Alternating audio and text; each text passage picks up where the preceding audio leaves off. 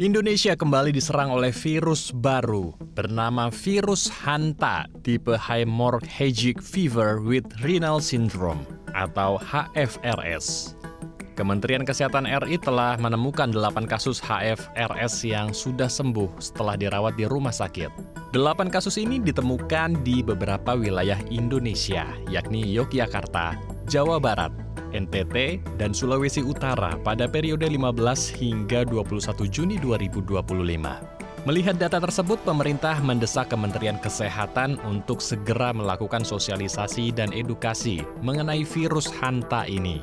Terlebih, pemerintah meminta alat rapid test segera disediakan dalam jumlah banyak di wilayah pedesaan, yakni puskesmas dan klinik daerah.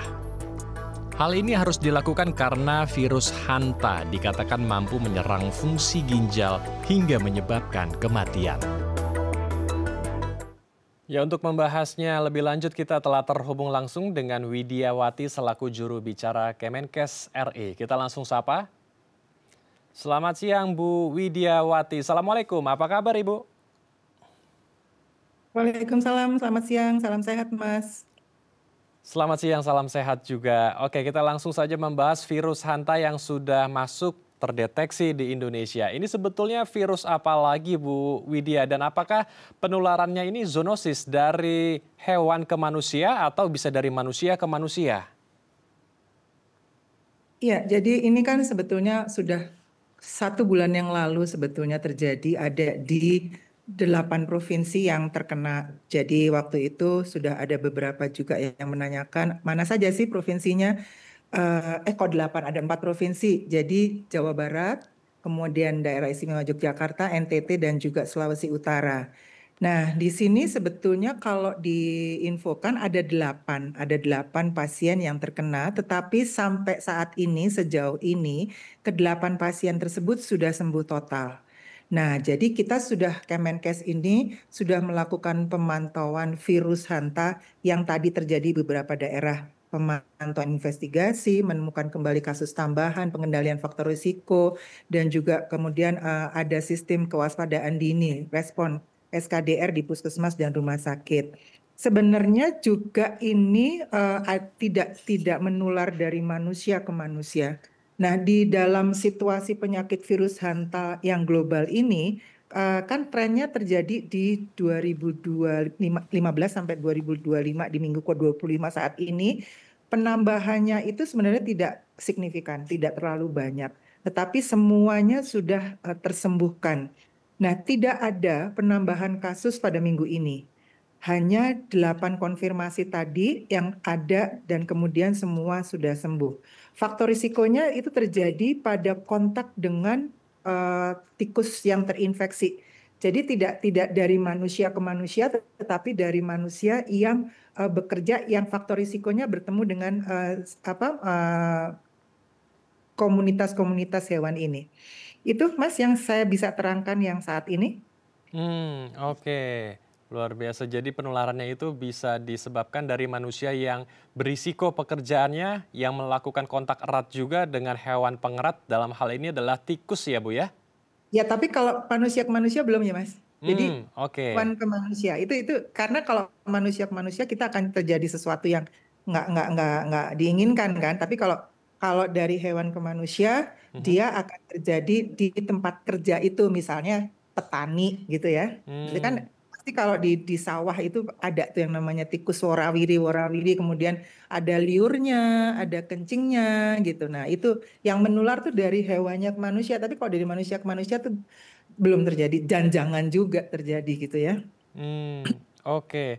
Ini karakter dari virusnya seperti apa Bu? Dan bagaimana dengan tingkat keparahannya atau fatality rate-nya? Karena kalau tidak diantisipasi, ini virus ya bisa menyebabkan seseorang meninggal dunia, Bu Widya. Iya, jadi saya cerita aja biar runtun ya gitu ya. Jadi penyakit ini tadi kita ketahui bahwa penyakit ini ditularkan melalui satu kontak langsung dengan hewan penular yang terinfeksi hantavirusnya ini. Dalam hal ini rodensia si tikus, dan kalau ada tikus kecil namanya celurut apa gitu yang kita sebut gitu ya, tikus kecil. Nah, kemudian ada kontak dengan ekskresi dari rodensia atau tikus ini, dan si celurut ini seperti salivanya, air liurnya, kemudian kencingnya, urinnya, dan juga kotorannya atau fesesnya. Nah, kemudian yang ketiga ini penularan ke manusia juga dapat terjadi. Jadi bukan dari manusia ke manusia, tapi melalui debu atau partikel halus yang sudah terkontaminasi sama air liur. Kemudian tadi ya, urinnya, kencingnya, dan juga kotorannya atau fesesnya yang langsung kena ke kulit yang luka. Jadi ada kulit luka terbuka atau membran mukosa. Jadi misalnya pada mata, pada mulut, dan juga pada hidung. Nah, sampai saat ini, seperti tadi saya katakan, jangan sampai salah bahwa belum pernah dilaporkan adanya penularan penyakit virus Hanta ini dari orang ke orang. Nah, dia nyerang siapa aja sih? Gitu kan, tadi pertanyaannya gimana sih bentuknya nyerang siapa aja? Apakah semua bisa terserang virus atau gimana?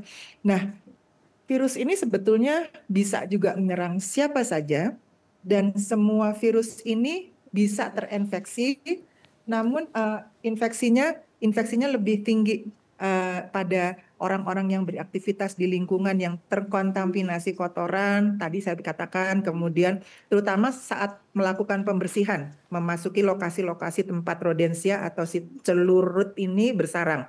Nah, yang perlu hati-hati adalah kita suka nggak sadar bahwa itu ada misalnya di loteng. Nah, kalau loteng sudah lama banget nggak dibersihin atau nggak pernah dilihat, itu kan banyak ada debu, ada sarang apa segala macam, dan berkumpulnya bisa menjadi komunitas dari si tikus itu. Kemudian ruang bawah tanah, kemudian gudang, kemudian ada sawah, lingkungan sanitasinya buruk. Nah, kalau tidak pakai alat pelindung diri, misalnya yang sederhana aja deh, pakai sarung tangan, pakai masker, gitu, itu kemungkinan terjadi akan bisa. Nah, terus juga yang bisa tertular adalah tenaga kesehatan yang memegang atau menangani spesimen si hewan itu, atau manusia juga yang diduga terinfeksi hantavirus ini. Prosedurnya itu tadi dia nggak pakai APD, kemudian juga fisiknya dia juga tidak terlalu lemah. Jadi kalau dikatakan bahwa seperti apa sih sebenarnya pada tempat-tempat tertentu kita bisa oh ada nih virus ini ada, walaupun kita juga nggak tahu bahwa di tempat lain ada. Tapi tadi saya katakan seperti loteng, seperti gorong-gorong, seperti tempat yang kotor.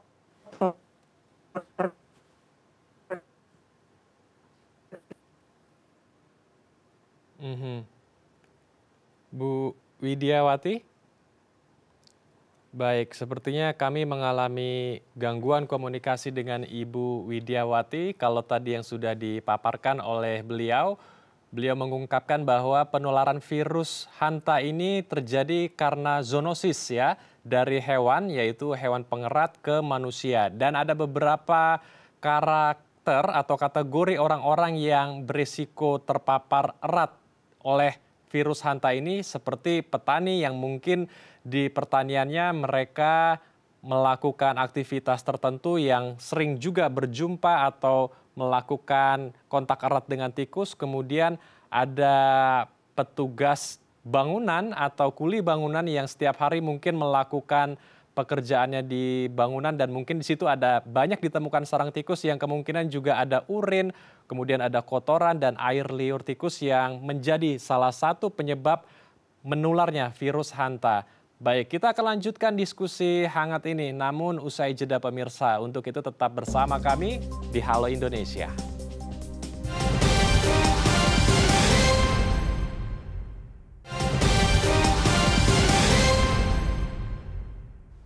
Terima kasih pemirsa, Anda masih bersama kami di Halo Indonesia. Kita akan lanjutkan diskusi hangat kita bersama dengan Ibu Widiawati selaku juru bicara dari Kemenkes RI.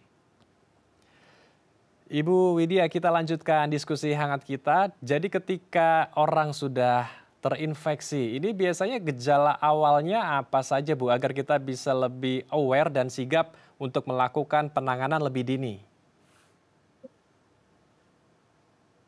Iya, jadi gejala-gejalanya tuh biasanya sakit kepala intens. Ini saya masih bisa nyambung ya suaranya ya.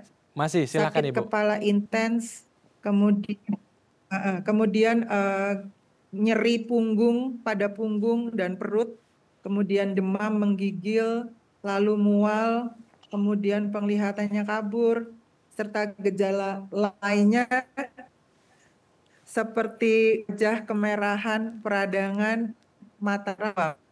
Itu yang terjadi. Nah, setelah gejala awal bisa ada yang mengalami berupa misalnya tekanan darahnya jadi rendah. Kemudian shock akut, pecah pembuluh darah bisa, dan gangguan ginjal akut. Tapi sampai saat ini sejauh ini belum ditemukan hal itu. Nah, ada sebetulnya ada jenis jadi HFRS sama HPS yang modelnya yang HFRS. Nah, HPS sendiri gejala awalnya itu sama, ada kelelahan, kemudian demam, nyeri otot terutama di paha, panggul dan juga bahu. Nah, 4 sampai 10 hari kemudian setelah gejala awal itu dapat mengalami batuk, sesak napas yang tadi Mas katakan bisa juga menyerang paru gitu ya, karena paru-parunya memang terisi oleh cairan. Kemudian, nah ini yang tidak diharapkan dan jangan sampai saat ini juga tidak ada, belum ada berita, mudah-mudahan tidak, dapat mengakibatkan tidak berfungsinya otot jantung dan juga penurunan jumlah aliran darah. Itu yang dua gejala yang yang ada di dalam kasus-kasus ini. Nah, tadi saya katakan bahwa ada HFRS, ada HPS. Jadi gejala yang dialami seorang itu tergantung sama dua jenis penyakit virus hantanya sendiri. Tadi ada hemorrhagic fever with renal syndrome, itu HFRS, itu ada demam sakit kepala yang pertama. Yang kedua adalah hantavirus pulmonary syndrome.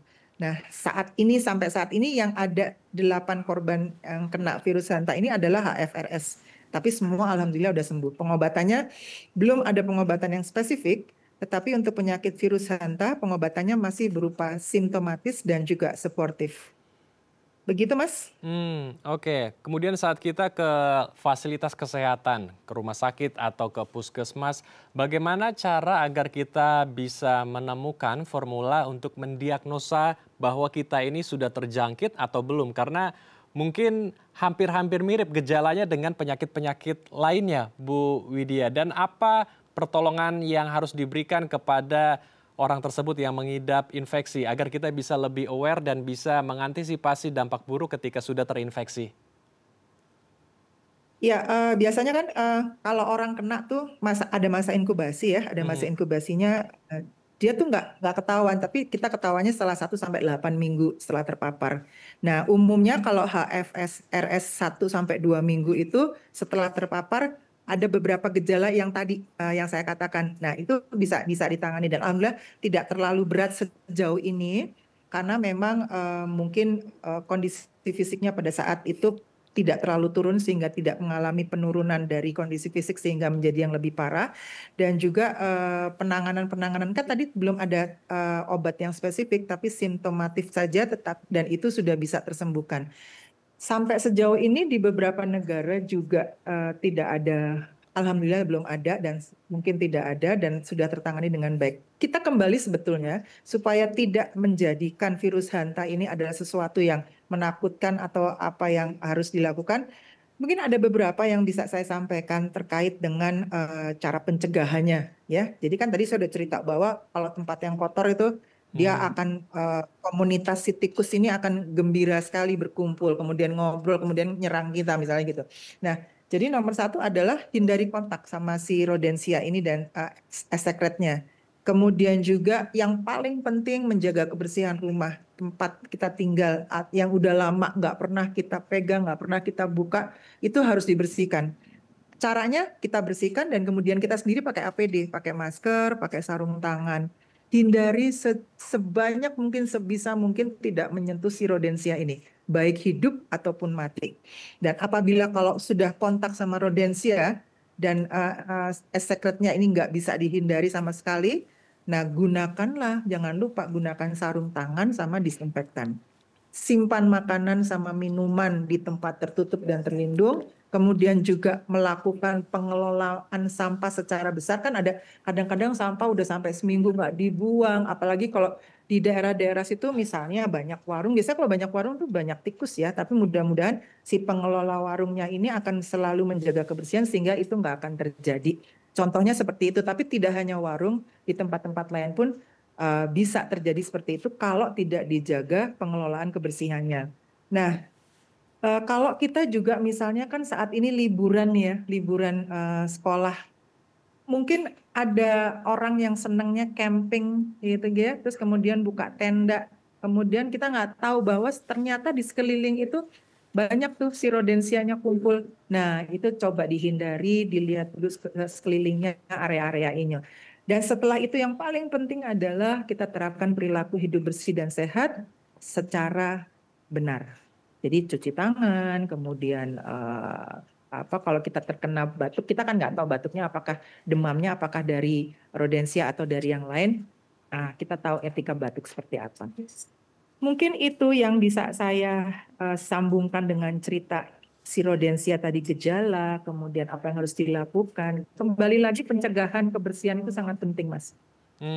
Oke, pencegahan itu memang lebih baik daripada pengobatan ya, dengan cara PHBS, perilaku hidup bersih dan sehat, kemudian kita hindari kontak erat dengan hewan-hewan pengerat seperti tikus ya. Dan ketika kita terpaksa atau ada pekerjaan-pekerjaan yang memang berisiko kontak erat dengan hewan pengerat seperti tikus, kita harus menggunakan APD agar kita bisa terhindar dari berbagai macam penularan virus. Terima kasih Ibu Widya telah bergabung bersama kami, berbagi insight bersama kami di Halo Indonesia. Selamat kembali beraktivitas. Assalamualaikum Ibu Widya.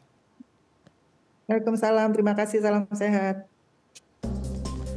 Pemirsa, usai jeda kami akan mengajak Anda berkunjung ke Semesta Galeri untuk menikmati pameran seni di tengah suasana hijau nan sejuk. Tetap di Halo Indonesia.